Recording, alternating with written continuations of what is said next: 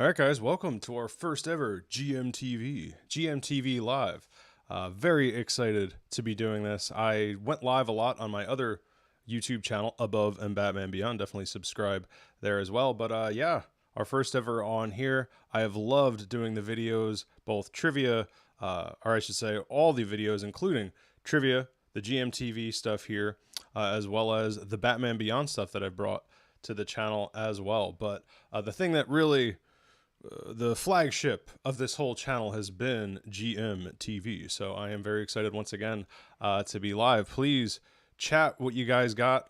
Chat any comments that you guys got. Today, the theme is going to be two main things. One, once again, taking questions from you. I haven't really communicated with you since we haven't gone live directly beside Instagram and stuff like that.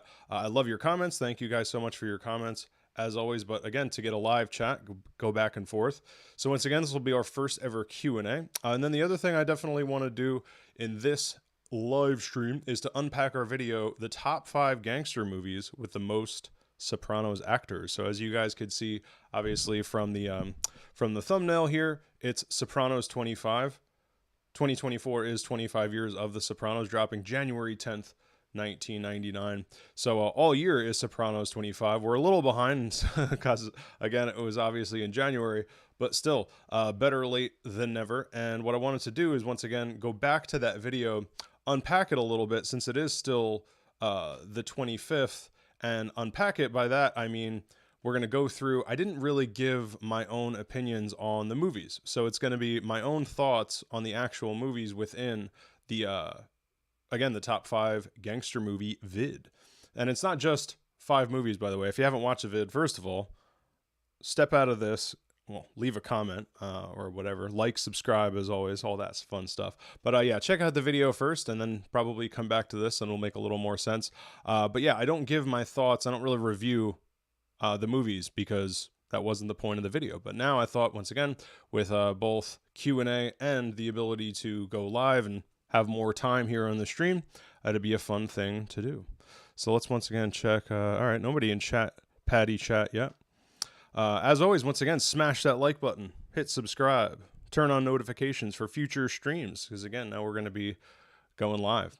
We are now monetized. Super excited about that. We not only surpassed 500 subscribers, 500 subs, but we now are also past the 4,000, not just 3,000, but we hit that milestone, then the 4,000 watch hours.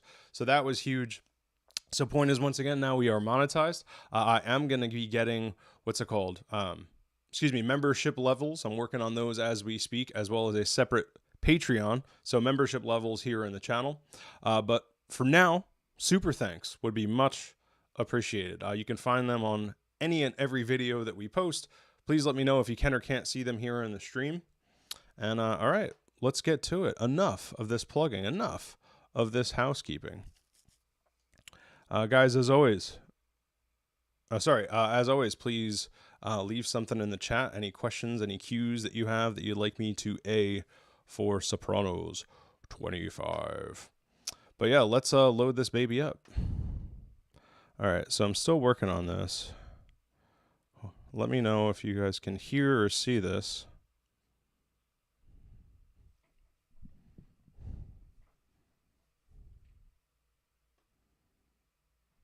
Again, let me know if you can or can't hear this.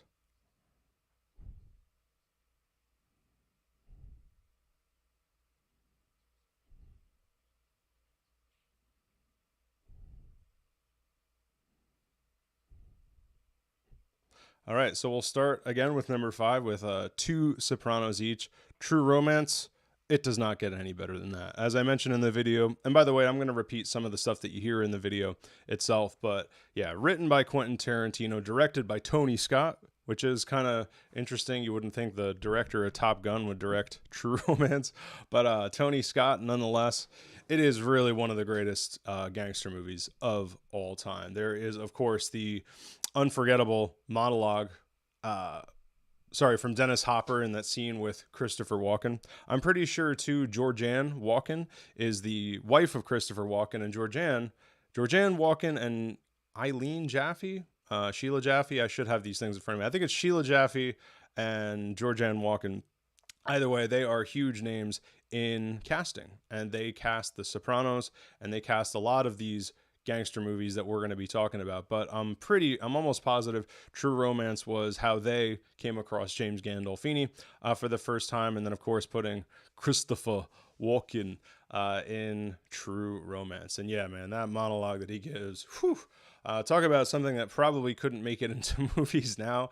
I don't know if you get away with that dialogue in a mainstream movie, but whew, Dennis Hopper in that movie. And then the fight. So to back to the Tony part, yeah, the fight with Virgil by James Gandolfini is just unbelievable. Getting 10 total minutes of screen time in that whole movie to make a mark that big, not only on just that movie, but on gangster movies uh, across the board. Holy crap. Like, they just don't make them like that and no more. Gary Oldman's the bad guy in that movie.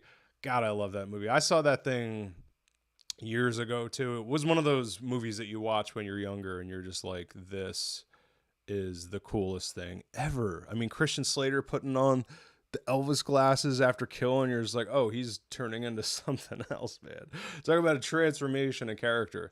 Talk about the hero's journey, but through the very twisted lens of Quentin Tarantino and, well, in this case, Tony Scott. So, holy crap, True Romance, yeah, doesn't get better than that.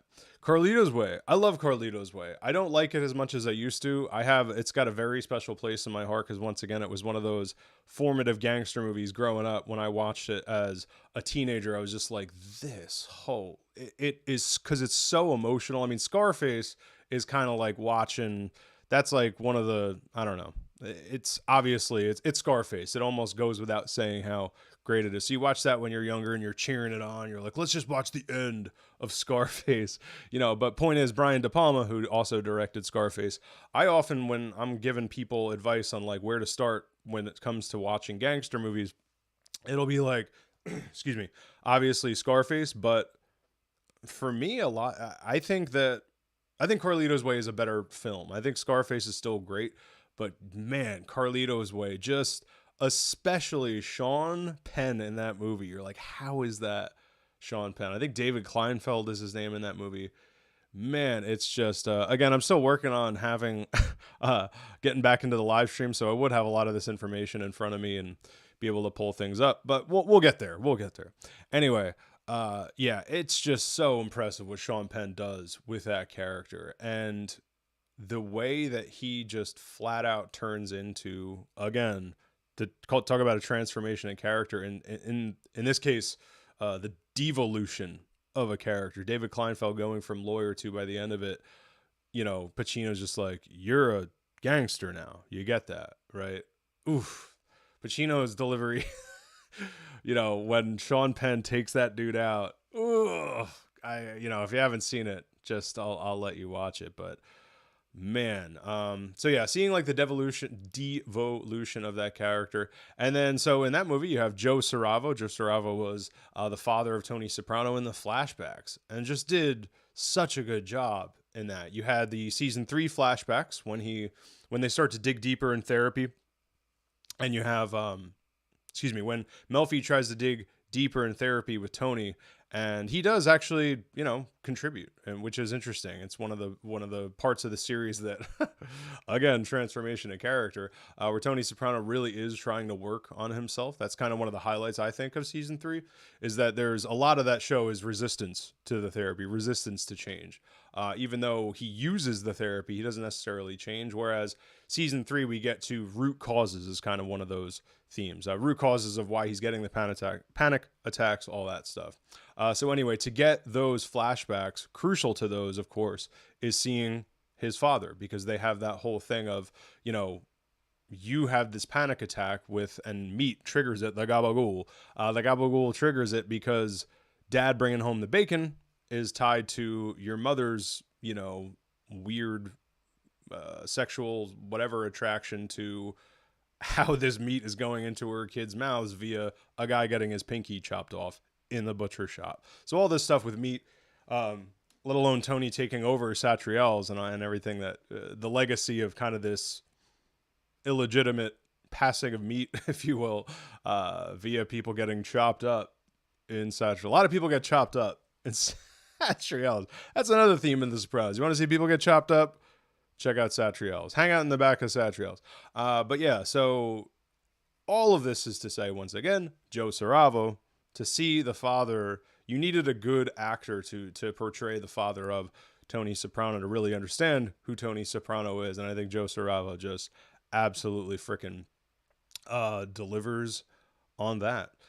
Going back to once again, I was a little late on this because I was working on tech, but let me get my notes together. But John Chenatiempo is also in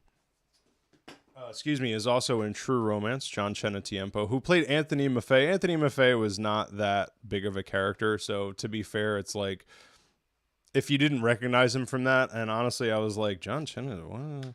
But yeah, he wasn't a big character, so it was just kind of like, cool. I mean, it's cool that he's in it, but sorry, I'm still looking. Top 5 gangster movies. Give me 1 second. Here we go. Okay. So we're back. Now I have this stuff in front of me. So we did True Romance. We talked about Carlito's Way. Kill the Irishman. That's the one that I personally saw the most recently. It's 2011. It's got Bobby Bacala in it. It's good, but it's not great. I think it has a lot of potential, but I don't even know. I think even with the potential, even meaning like, I think from the concept of it, it's pretty ridiculous, but it's based on a true story. Like this guy, Danny Green, I think it was Danny Green, and he was, the mob tried to literally blew this guy's house up. That's the best example. And they could not kill the Irishman. So that's the level that the mob went to try to take this guy out. Pretty incredible story. It takes place in Cleveland. So you learn about the Cleveland car bombs. There's a whole... that was how Cleveland did it, apparently. It was just car bombing the crap out of each other. And yeah, so check out... I mean, it's interesting to see that because you don't often see like, how often are you going to be watching movies where they're that take place in Cleveland? Like, Cleveland's not your typical spot for sorry, I'm still looking through my notes to be clear, but okay. Cleveland, how often do you see a friggin' gangster movie that takes place in Cleveland? Usually they're in New York or New York, New Jersey, obviously, Sopranos. So it's interesting to kind of get the Cleveland side of things. Also in that movie, you had Carlito's Way, Kill the Irishman. Tony Darrow. Sorry. All right, we're back. So Tony Darrow, man. Yeah, Tony Darrow, we of course saw, he was, which one of the, God. Sorry. Which one of the brothers was he in Sopranos? Well, God, somebody help me out in chat. Anyway, yeah, he was one of the guys who was under house arrest, I remember, in the first season of Sopranos. Of course, when I would be able to remember this if I wasn't live, but because of the pressure, I can't remember what the heck his name was in that show. But yeah, Tony Darrow, he was great. He was also in Goodfellas. In Goodfellas, it was his restaurant who gets taken over and they light a match. Fuck you, pay me, that guy. Tony Darrow, he was pretty great. He basically had a cameo. It was like an extended cameo. I think you saw him like 2 or 3 times in Kill the Irishman. But yeah, I'd say Steve Sciarippa had the biggest part in that movie of all the Sopranos. And again, it was good. It's just it wasn't great, and it's a pretty ridiculous concept. You're just the whole thing is watching a bunch of mobsters try to kill this one Irishman. So it's fun. I'll say it's fun. And it's also casting wise, even Christopher Walken's in that movie. Val Kilmer's in that movie. It's really weird to see like an old Val Kilmer kind of grizzled cop going after this mob / Irishman. So yeah, I recommend Kill the Irishman. I'm just not gonna say it's great. Now we got to get back to sorry, was that everybody? Yep. Okay. Now we got to get back to a Bronx Tale, baby. A Bronx Tale, as I say in the video, is a tale of 2 Sopranos. You got Lilo Brancato, and then you got the great Narducci, Catherine Narducci. So Calogero is Lilo Brancato. He's been doing recent interviews. If you want to see like the newest of Brancato, he's been doing interviews. He did one with The Real Ones, I think it's called, which is the podcast with John Bernthal. And he's been doing like this round of interviews. I don't know why exactly he's been doing them, but he has. And yeah, Lilo Brancato, apparently he had a big addiction problem, which is very common among actors in Hollywood and stuff like that. Say, not Hollywood and television is not a conducive place for if you have those inclinations, let's say. So it'll really, between the money, I don't have to explain to you why there are so many people with addiction problems. But yeah, I do feel for the guy, and he seems pretty sharp. And yeah, so that's Lilo Brancato. I loved him. I think by the time he got to The Sopranos, he was way better. As much as I love A Bronx Tale, again, we're here to talk about the movies themselves.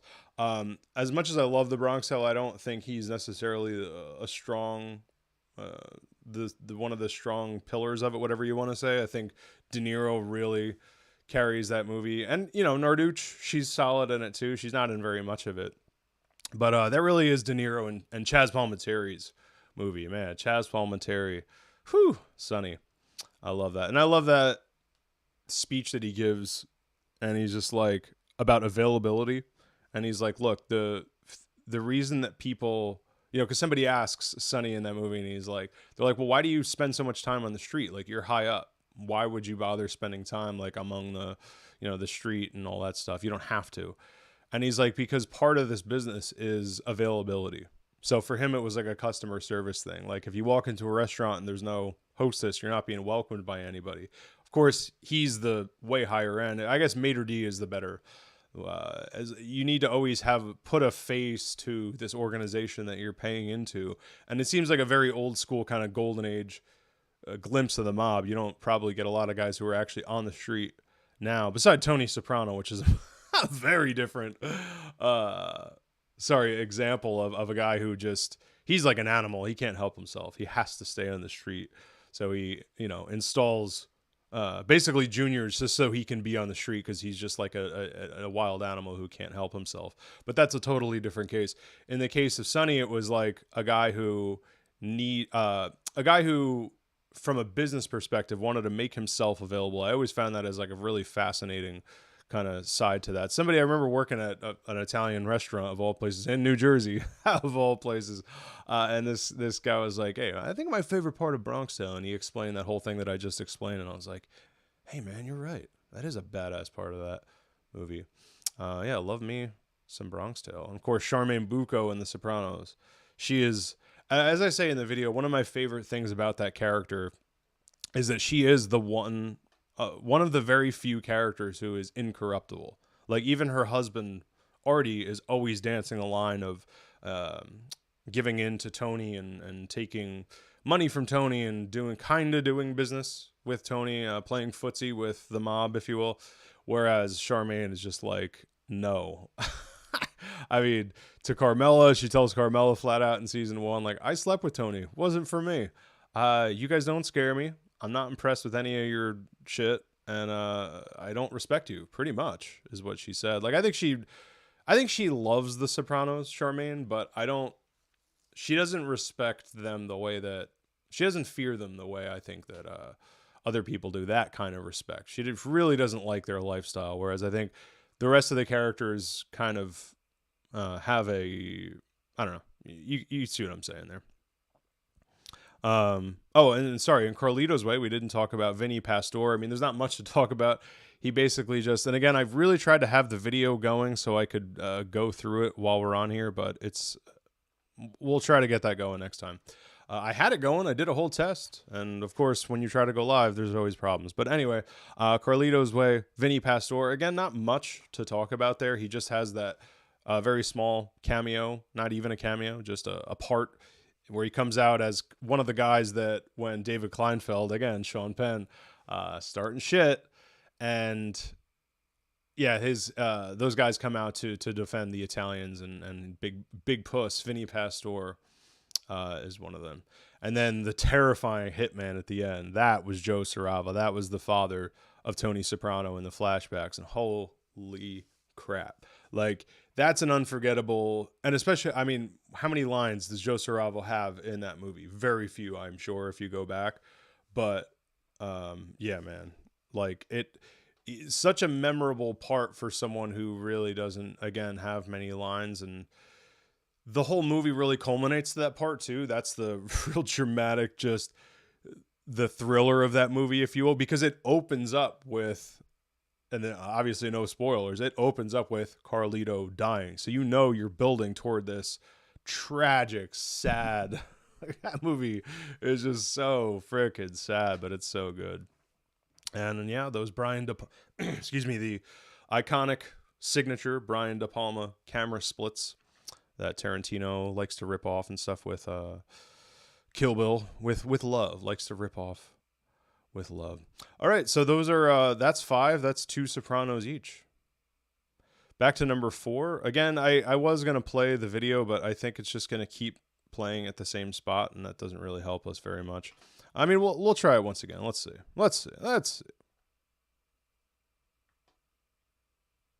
Yeah, it's back to. Is there a way to mute it? Here we go. Why don't I mute it while we talk? Here, we'll do that. Okay. I found a loophole, kids. Okay, so while it keeps going with 5, again, we're at number 4 now.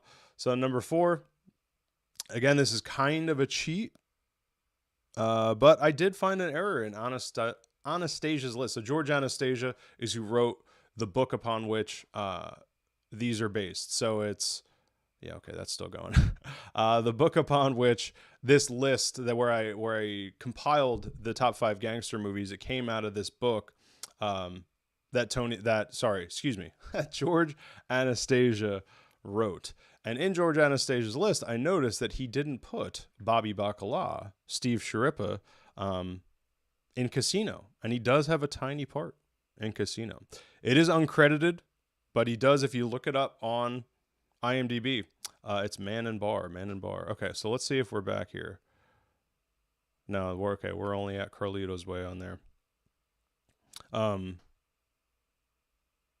So the compromise here, once again, I'm doing 2.5 Sopranos.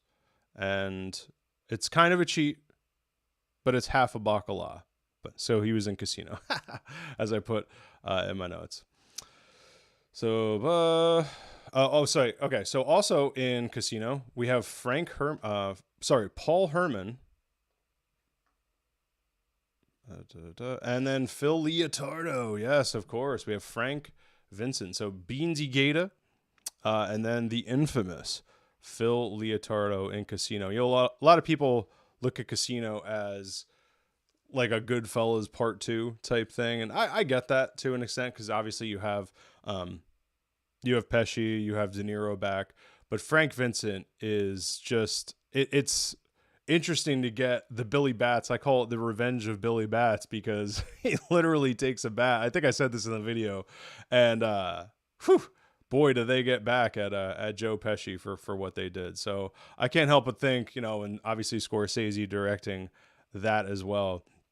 You can't help but think there's a little bit of revenge for what they did to Billy Bats in Casino. I do think Casino is great. I don't think it's Goodfellas great. Okay, so here we go with number 4. Let's turn up the volume here.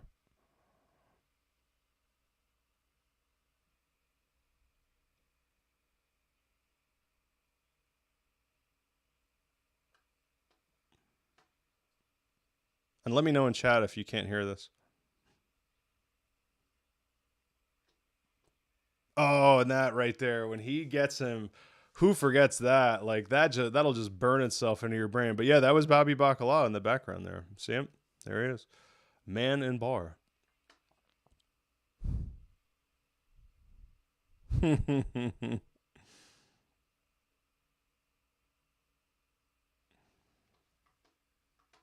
All right, so anyway, you got it. This is what we just talked about here. I love that line. Have a fucking tray in there. You should seriously consider salads. Oh, it's just brutal watching him. And then this. He just sit there in the smoke. And I didn't slow that down. That's actually in the movie. It's just this scene of De Niro, or the scene of Pesci just standing there like, what have I done? Here we go, Beansy. Oh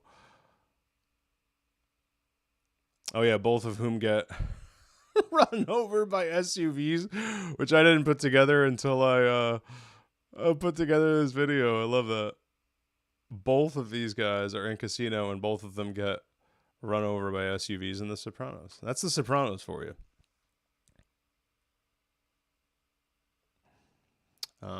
Yeah, but and yeah, Casino is great. I just don't think it's nearly like Goodfellas level, and you know, I'm sure Scorsese's not trying to be at Goodfellas level. I think that is Scorsese at his best, probably one of his best films, if not his best. So what are you gonna do? You're not gonna. What are you gonna do? But it is interesting. You do get some Sopranos up in there. All right, so as you can see here, the next movie is Made. Made is, I saw that, like I said, Kill the Irishman was even more, Kill the Irishman was recent for me, but even more recent was Made. I hadn't seen that. I didn't even know it existed, honestly, until I made this list, until I read that book. And so it's good. You know, it's a lot of fun. I would definitely recommend it. It's cool because it's, what I like about it is that it's a gangster comedy.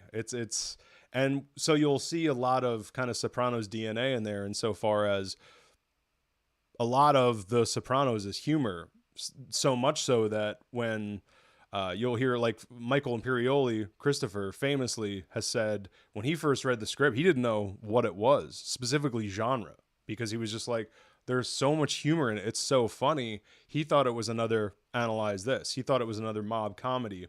And there were actually a lot of mob comedies coming out. It was just this weird time, the late 90s. You had Analyze This, you had The Sopranos, and then there were like two other pretty big mob comedies coming out at that same time. So Imperioli and a lot of people were just like, what is this? Is this like... So anyway, so you go to Made.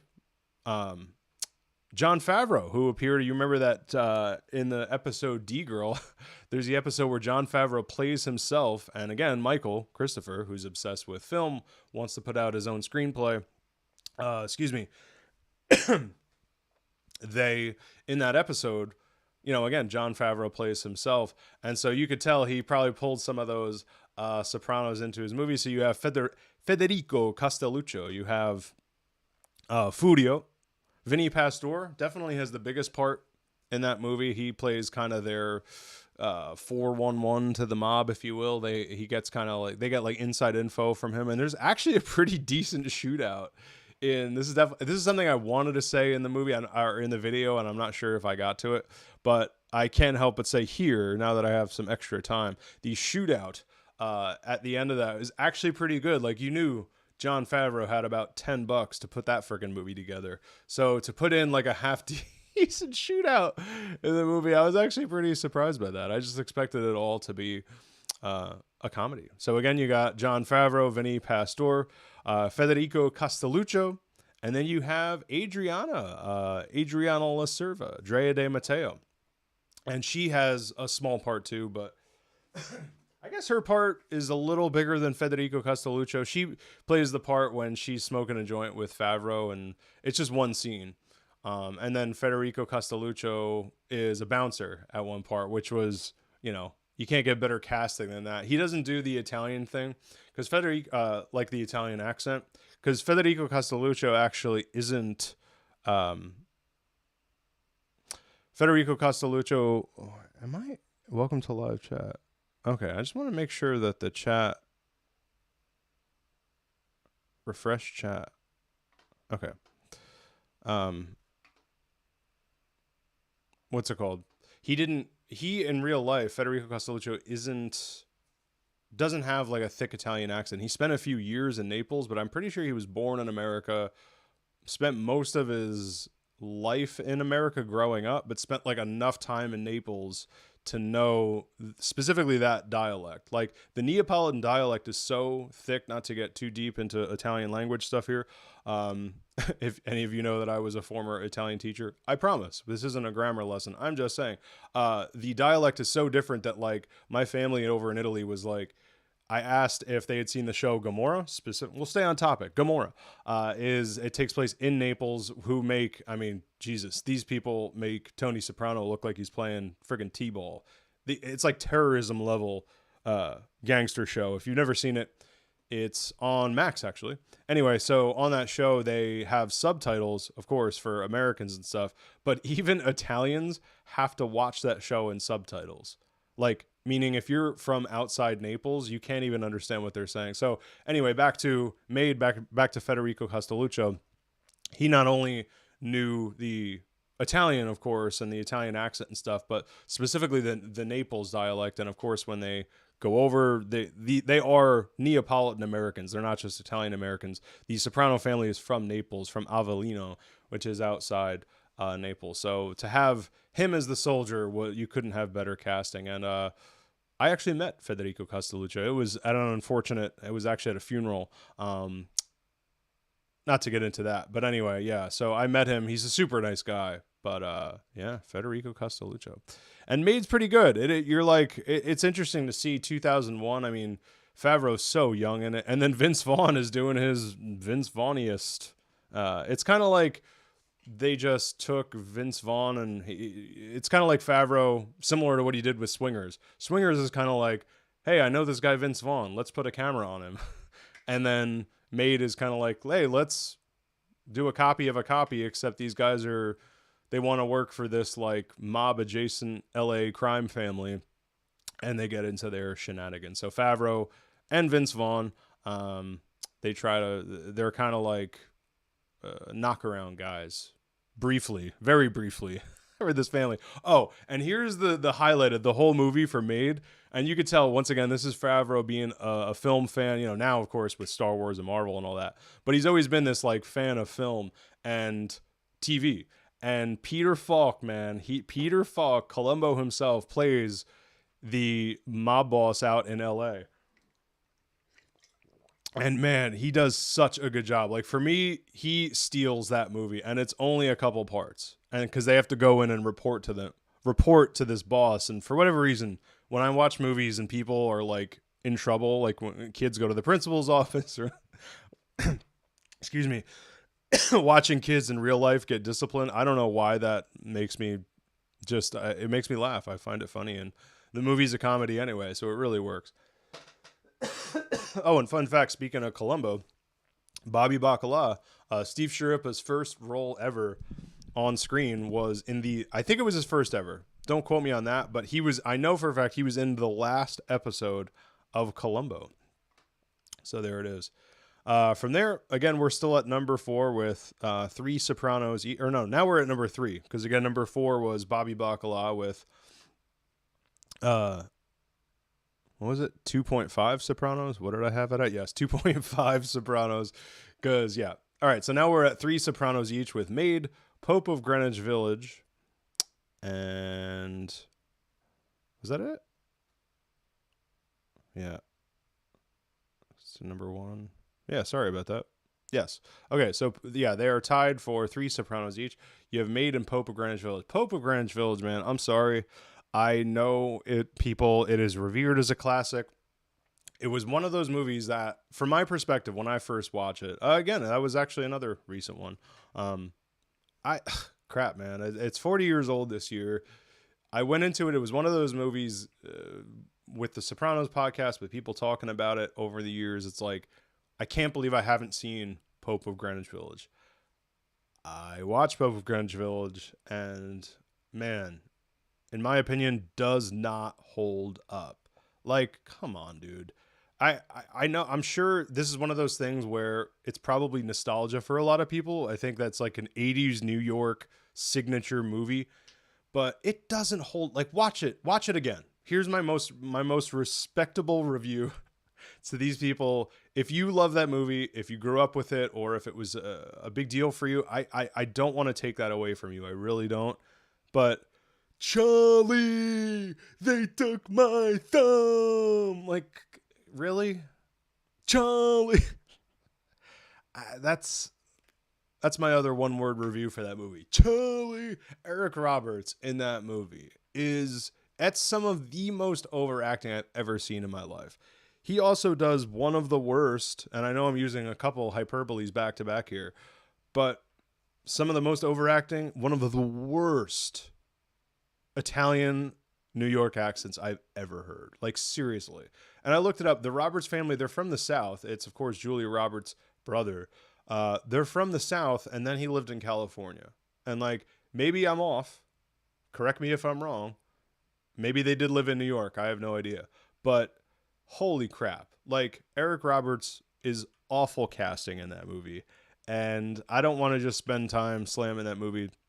I think Mickey Rourke is great casting, but I don't think Mickey Rourke is doing great work in that movie either. Like, I really don't understand why that movie isn't just, why they don't just say it's like one of the bad gangster movies. Like, why is it this big deal?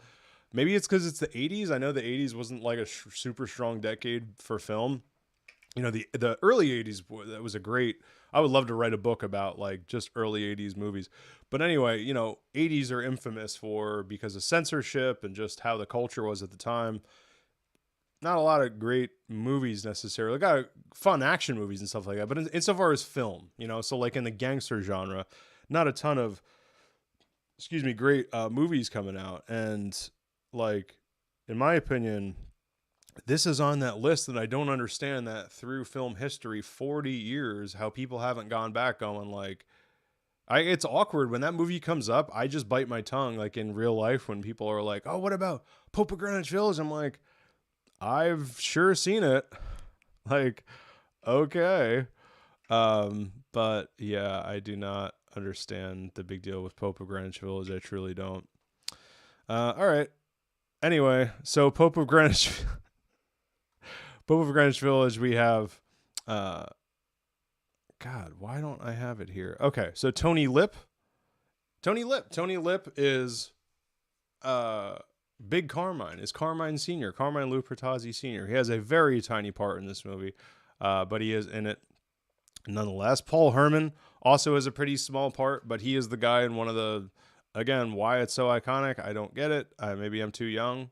Clearly, you know, I'm 39. Like, I was born the year after that movie came out. So anyway, Paul Herman and the famous, when they're playing stickball in the park.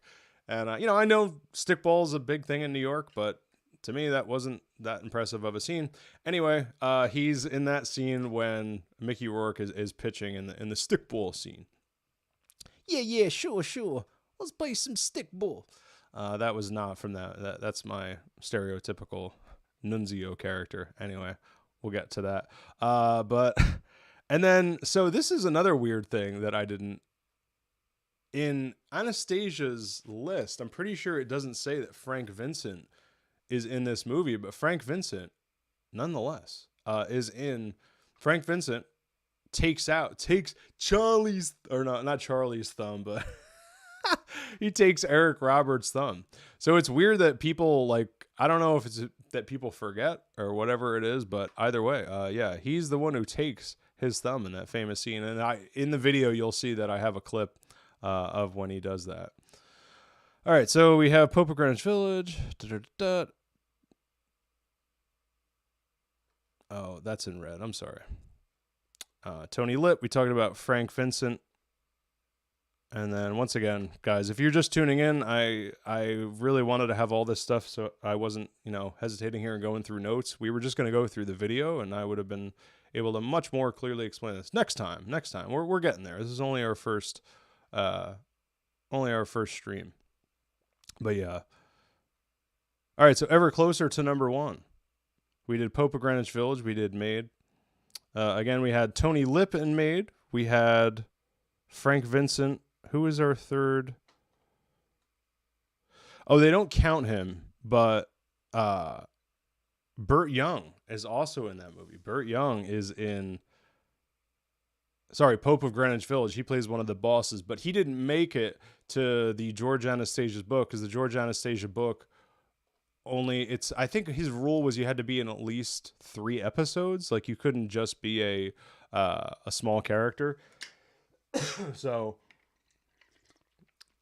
and believe it or not, I think Burt Young, is that possible? Yeah, Old Man Bacala only has the 1 episode. That is unbelievable. That Mustang Sally scene, all the stuff that happens with Burt Young in that episode. Holy crap. So, all right, so here's what we're going to do from here on in. I'm not going to worry so much about the exact making sure I have every actor. That's in the video, is what actors are in what movie. So again, the main point of this stream, so I stop stumbling over my notes here, is I'm going to talk about the movies themselves, because again, as I said in the beginning, that's the main theme of our stream here. And if you guys have anything you guys want to add, please add it. And I guess we could play the video in the background. It won't hurt anybody. Is it going? Yeah, it keeps going back to that one spot. Anyway, so now we're back. We did Pope of Greenwich Village. So Bullets Over Broadway was number 2. You had 5 Sopranos in that movie. That is a lot of Sopranos. Edie Falco's in that movie as Carmela Soprano. Sorry. So again, we're talking about the movies themselves. Bullets Over Broadway was great. I will say this was, when I put this video together, again, I had to watch a lot of these movies for the first time. I had just never seen them. 1994, directed and written by Woody Allen. So it's a Woody Allen jam. Not all of Woody Allen's work necessarily works, if you will, but he puts out like a movie a year. So obviously they're not all going to work, but it's very Woody Allen, but it's very, very good. And it's another mob comedy. That's the standout in this list. And sorry. So when I went back and watched a lot of these movies, some of these movies for the first time ever to make this video, this was the standout. This was the one where I was just like, holy crap. Like, I can't believe I've never seen this. And in fact, I watched it with my mom, because my mom was a Sopranos fan, but she's not a fan of like every mob movie. Like, she loves Goodfellas and stuff, but it's not, sorry about that. It's not like my mom's like as into Sopranos or into gangster stuff as I am. But we watched Bullets Over Broadway, and it is just, it's funny, it's fun. It feels like it could almost be on stage, and not just because it's literally a movie about a play, but it's just, I think a lot of Woody Allen is that. It's just that kind of witty dialogue that's almost too fast, if not what's the old timey comedy when people were on? I can't think of vaudeville. It's almost vaudevillian, but it's what impresses me the most about, especially that it's 30 years old, is how it dances on the comedy line without getting cheesy. Like Made does that too, but Made is in that Vince Vaughnian, Jon Favreau early 2000s. It feels almost like The Sopranos in its comedy. So that is not as hard, in my opinion, to dance the line of comedy and being a good mob movie. Whereas Bullets Over Broadway, I mean, it's a flat out period piece. I think it takes place in the 20s, and Chaz Palminteri owns that movie. He's so good in that. And of course, we talked about him with A Bronx Tale. I would have loved to seen him. That would have been great to get a little Palminteri, a little Chaz action in The Sopranos if he had just shown up for like one episode and been somebody. But anyway, so he just really crushes it in Bullets Over Broadway. And just the idea, the concept of Bullets Over Broadway is absolutely genius. So I guess I'll spoil a little bit here, but it's not too spoiler heavy. To have a gangster just have this natural ability. I love characters who just have natural abilities. You know, they don't need to be taught. They just understand things without even having to try. And then you put them in the situation, then the movie becomes, you know, it's like discovering the talent, and then the movie is what they're going to do with this talent. And do they do something with it? Do they do nothing with it? Whatever it is. Absolutely love what they have this character do with that talent. And, you know, and then you have all these other actors in it, like friggin' Paulie Walnuts is up in there, Tony Sirico. This cast is completely stacked. Paul Herman, you got Johnny Ventimiglia is in Bullets, a very small part, who is Artie Bucco, of course. And then, again, Paulie Walnuts, man. And he has a pretty decent part. Like, there's a good amount of Paulie Walnuts in here. He just plays one of the soldiers. It's not like I wouldn't say a pivotal character in the movie, but he is one of the soldiers that kind of like sniffs out Chaz Palminteri's character. And, you know, spoilers, doesn't go great for him, but it is interesting. And I love that too. Like, all right, finally, we're going to spoil it. It's a 30-year-old movie, 3, 2, 1 if you haven't seen it. spoilers. It's so perfect too to have him get shot, like to have him even in this dopey kind of mobster comedy in the 20s, again almost like vaudeville, it still has heart to it and you really care about this character and you're just like, no, don't, and then they take him out. But it's so good. And then some of the action's fun too. Like I was saying before, you don't expect in a mob comedy, I was saying before with Made, to have so much fun. Or sorry, to have like legit action. I wouldn't say in Bullets Over Broadway it was like legit action, but it was pretty good. Okay, so here's Made. We were talking about Made before. That's the scene of the Sopranos when what's her name, Sandra Bernhardt. She's like, I forget what the line, something about bitch, but yeah, watch the video. I pulled some funny clips out of that episode in that movie. God, I love that movie. So yeah, Bullets Over Broadway, man, highly recommended. People do not talk about this movie nearly enough, in my opinion. I think probably because it's in that comedy genre. Like most people, you know, it's just like, oh, Goodfellas, Scarface, Casino, of course, Godfather. But man, Bullets Over Broadway, and again, it truly delivers on the genre. Like it's not just in an almost a Tarantino-esque way of saying, all right, yeah, it's a gangster, or sorry, it's a comedy. But at the end of the day, like these guys are killers. There's legit gangster stuff in it. And I think a lot of cross genre movies, they that's a big miss, is that they miss on one of the genres that they're trying to do. So it's like either it's not funny, but it's supposed to be a comedy. It's either, this is totally apropos of nothing, but I guess we talk about some Batman stuff on this channel a lot actually. But you know, in that recent Cape Crusader show, it's like, for example, the new Harley Quinn, she's not funny. And to me, it's like, that's just an example of another genre where it's, well, the character, she's still supposed to be a harlequin, something that's funny. A gangster comedy should still at least deliver on the gangster genre, and it really does. Like, there's fun stuff in that movie, and it does a lot of the dark comedy stuff too, which I think just works for Woody Allen, but it gets real dark when you have, you know, like 5 people get mowed down with Tommy guns. And then these guys look at each other. Hey, you want to go get something to eat? It's just, oh, you know that this is how gangsters would talk and interact. And, you know, as they say often on the Talking Sopranos podcast, the Michael Imperioli and Steve Sciarippa podcast, which, by the way, if you've never watched, what are you doing? Or listened. But anyway, so on that, they're like, at the end of the day, you know, these guys will bullshit. They'll hang out in the back of the Bing, whatever. Here's the Bullets Over Broadway part of the video.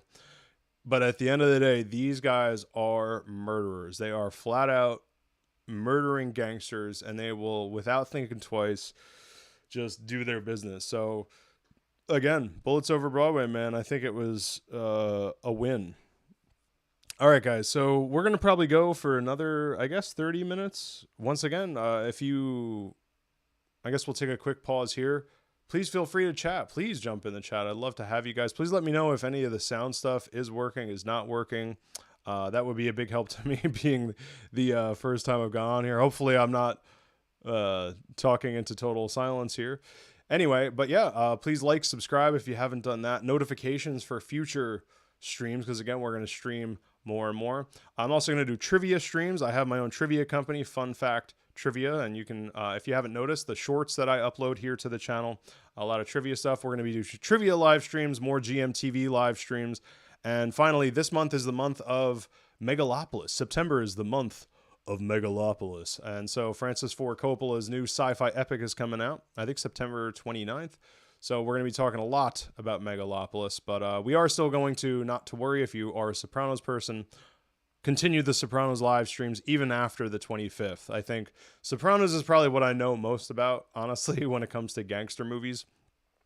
So for this channel, Sopranos is going to be an ongoing thing. So if you guys have any ideas, what you guys want me to talk about with Sopranos, have any Q's raised, any of that stuff, once again, like, subscribe, and don't forget about the super chat, the super thanks.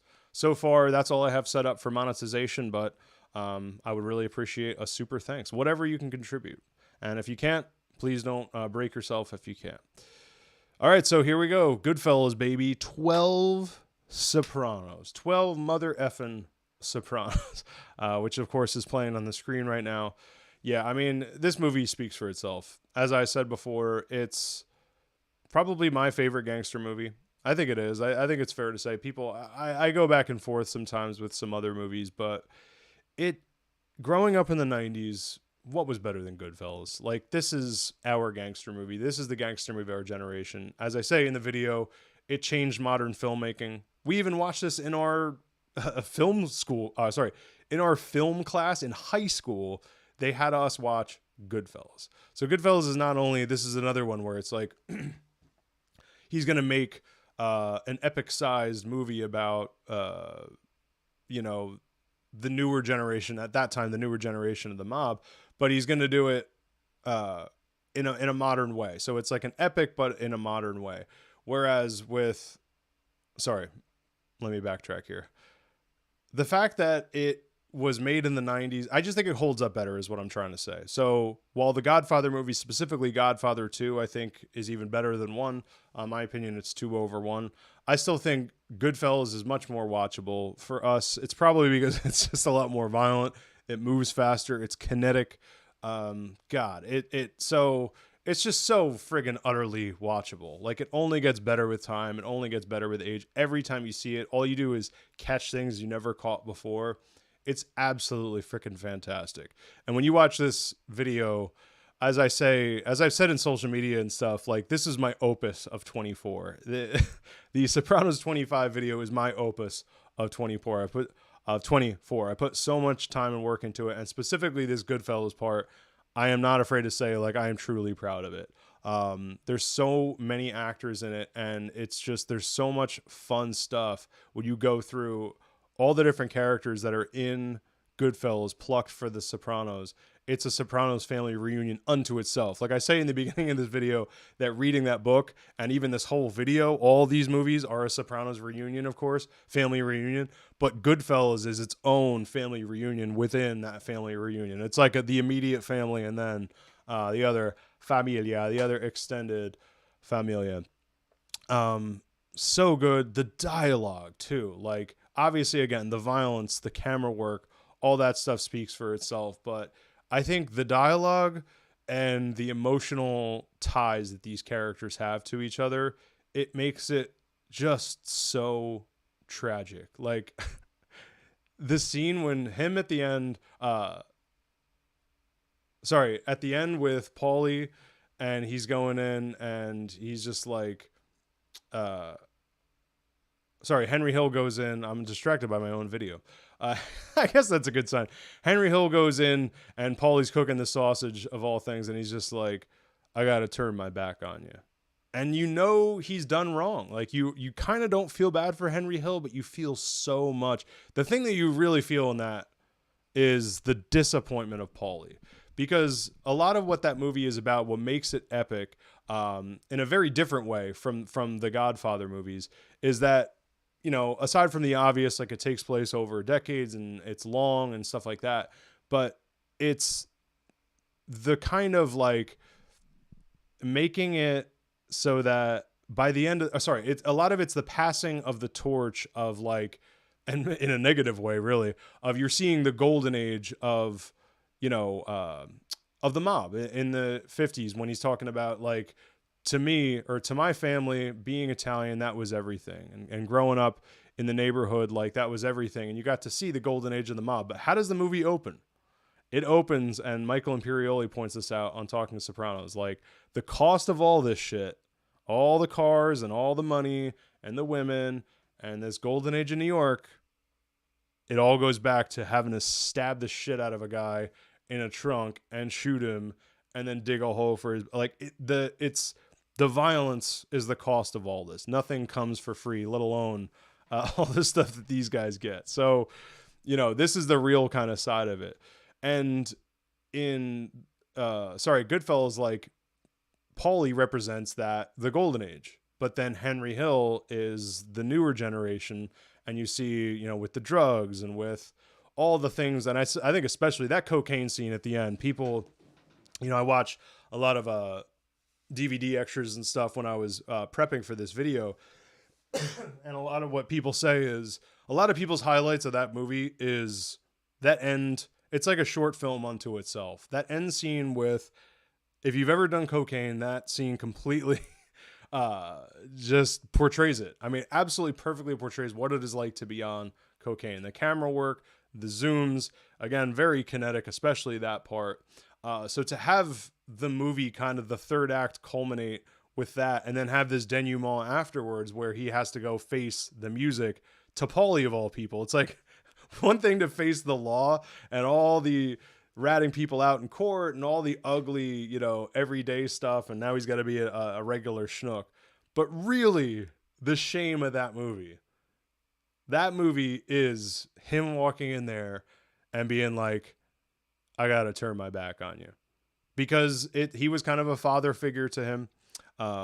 You know, we don't really establish a great relationship. His father, in fact, beats the crap out of him, Henry Hill's father. So Paulie's very much a father figure. And again, it's kind of like, I handed you this mob thing and it meant something to this neighborhood. And there was even that monologue in the beginning of like, that's all it was, is a police, what was it? The wise guys were a police for people who couldn't go to the police, something like that. And it's just, and then there's the scene of specifically Paulie. They're moving in on Paulie very slowly as he's eating that sausage sandwich. And that's what they're saying is like, this used to mean something and it was beautiful and it was great. And Paulie himself, very calm, very calculated. Even Paul Sorvino said, he's just like, you know, when I first read the script, I wasn't sure I could play the kind of lethality. I thought that was a good word of like, how could this guy be a killer if he's so calm and calculated? But actually I heard an interesting interview with Michael Rispoli, who played Jackie, who gets, cancer in the beginning of the Sopranos and stuff, and is always kind of this like ideal that Tony uses. And he's just like, when Jackie was in power, and Jackie was, I think that was peacetime in the Sopranos family as well. And Jackie Aprile kind of represents this golden age of the Soprano family. So he talked about that when he was playing that character, Michael Rispoli, a lot of his choices had to do with the reason he was so calm and cool and like not manic and beating people up and stuff is because he counted on his reputation to play the character. Meaning it's like his reputation and knowing people fearing him and knowing what he's done in the past, that should speak for itself so that he doesn't have to, he's got soldiers for that. He's got people for that. So I love that idea of like, just play it calm and cool because your reputation and your intelligence speaks for itself. Your name speaks for itself. And that's how Paulie was. And that's who Paulie was. So again, all going back to, I got to turn my back on you. And then Karen Hill. I mean, we cannot leave without talking about both Karen Hill and Spider. So Michael Imperioli and, oh my God, Michael Imperioli. Please fire me here. Oh my God. This is only because I'm live. Anyway, we're going to act like I do know what Melfi's name is in real life. Holy crap. Please fire me. So Lorraine Bracco. Wow. Lorraine Bracco. Ugh. I hate myself. I just shame. No, it's really nerves of being live. I know her name. But Lorraine Bracco and Michael Imperioli as Spider and freaking Karen Hill. I mean, there's line for line. Like I forget the lines. I do it in the video, but they are back-to-back line. Oh yeah, you don't know how I feel. Or no, get out of my life. That's what it is. Get out of my life. And then she says the exact same thing to Tony in that diner. That is such good fan service without being fan service, because Karen Hill could not be more different of a character than Jennifer Melfi. I mean, she's got full on Jennifer Melfi agency. She's not the wife. She's not living under the, obviously the word, maybe not obviously. Well, let me try to be neutral here. The word patriarchy is used a lot now. In this setting, it is 100% a patriarchal thing. And, to have her be above, to have Jennifer Melfi as a character be above kind of the patriarchy of, because initially Lorraine Bracco, actually, and I think I say in the video, she was supposed to be Edie Falco's part as Carmela Soprano. That's initially what they had her come in as. So it's pretty interesting that like Lorraine Bracco was like, no, I'm done playing the mob wife. She got 1,000 scripts, you know, be the mob wife, be the mob wife, be the mob wife. And she was like, no, no, no, no, no, turn them all down. And then actually, a fun fact, became instrumental to really pushing HBO to produce that show. So once it was locked down that, you know, she was Melfi, then they shot the pilot and all that. Apparently HBO was taking its sweet time when the tapes of the pilot had gone around as the test, kind of their audition for HBO. And she called one of the guys from HBO and she was just like, what are you guys waiting for? This is one of the best things I've ever read, let alone worked on. Like, make this thing. And so apparently it was her star power / pressure that, and it is so much better. Like, we would have so expected her to be the wife, and it really would have just been like Karen Hill Part 2. The way in which I think Casino, in some ways, it's interesting again to have that like Goodfellas Part 2, because you have, even though they're playing very different characters, De Niro, Pesci. It's just kind of like, oh, we know this in terms of casting. Whereas if you flip it so far that she's the therapist, and so different from Karen Hill, you know, it's just a fascinating freaking character. I absolutely love it. And the things that they do on The Sopranos with that character is interesting too. Like, there's almost no camera movement. That's a decision that they made almost in like the Sopranos show Bible, is that they wouldn't move the camera a lot. She is very still. You know, speaking of gangster movies, she's like Michael Corleone still. Pacino is so still in those movies. And then you watch like Serpico, where he can't stop moving. So you're like, damn, that boy can act. Al Pacino, guys, he can act. I don't know if you guys knew that. And then, of course, Michael Imperioli, man. Favorite story, this is straight from the Talking Sopranos podcast and also in the book. But if you don't know it, the scene when Spider gets shot and falls, when he breaks the glass, there's a scene where he breaks. Oh, sorry. There's a part of that where the glass breaks, and I think it wasn't planned. His hand starts bleeding, and as you know, watching The Sopranos, a big thing in The Sopranos is you draw blood and light the fire of a patron saint, and that's part of this almost like Santeria induction process that they do when they bring you into the mob. When you swear your oath to the mob, you do this whole thing with the blood and the fire and all that. So Michael Imperioli cuts his hand, right? They bring him into the hospital. And if you remember, this is also after he gets shot to crap by Joe Pesci. So he's got the squibs all over him. Squibs are like, they explode when, for the gunshot, for the effect of the blood under your clothes. So his clothes are all blown out. It looks like blood. It all looks real. And he cuts his hand open so bad they have to bring him to the hospital in Queens. So he goes to the hospital in Queens, and obviously the second he walks in, every medic swarms him. They throw him onto a bed, and the whole time he's fighting them going, I'm not shot to hell. Like, just listen to me. I'm in a movie with Robert De Niro. And they're like, yeah, kid. Okay, you got blood all over you. They're tearing his clothes off, all this stuff. And then finally they calm down, and he finally convinces him, look, this is the only like cut that is actually on me. Just fix my hand. I got to get back to shooting. Ultimately does get back to shooting. But anyway, once again, that was kind of his induction to the mob, was like to mob movies, is cutting his hand and getting shot up and them thinking for real that he was shot up by Joe Pesci. So yeah, friggin' Goodfellas, once again, it's like a family reunion unto itself. It's so good. I rewatched it last year, and it's a classic. So, excuse me, I think I'm going to wrap it there. I think it's a good spot. Where else could we wrap it beside Goodfellas? It doesn't, once again, get any better than that. So again, guys, this has been a total blast. I promise I will get some technical stuff. That stuff comes with time, the technical stuff. And main thing is that you guys could hear me for this one. Please watch the video that my opus of 24, the top 5 gangster movies with the most Sopranos actors. I hope I wasn't too rusty coming back on live. Again, I've been doing the videos, but going live is kind of its own thing. And I do have some experience with it, but again, I'm just a little rusty. As always, like, subscribe. If I haven't already said that a million times, click that notification bell. Super thanks would be super helpful. And we now have that going now that we are monetized. So please look out for the super thanks and stay tuned. I am going to make a video kind of breaking it down briefly. The membership level. So we'll have 3 memberships. I think I'm going to do boss, underboss, and soldier. I think that'd be fun 3 levels that you guys could have. There's going to be exclusive trivia, exclusive behind the scenes stuff of me making the videos, doing voice work here in the studio.